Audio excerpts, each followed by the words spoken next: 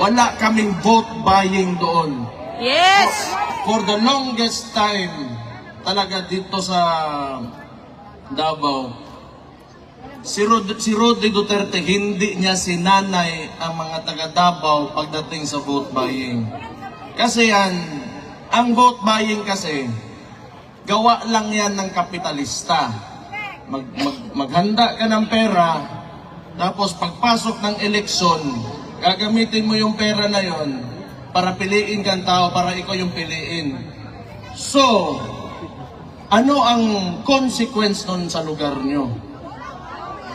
Malamang, kung ikaw politiko ka at negosante ka rin at the same time, ang tendency niyan, babawiin mo yung nawala mo yung pera mo kasi nangapital ka pagpasok mo sa posisyon. Tama!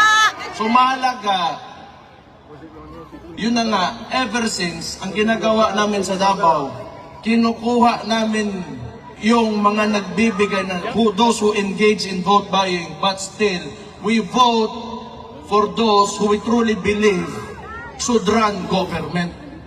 So hindi na natin maiwasan na may mga politiko talaga gumagamit ng pera to convince para mabigay sa kanila yung boto.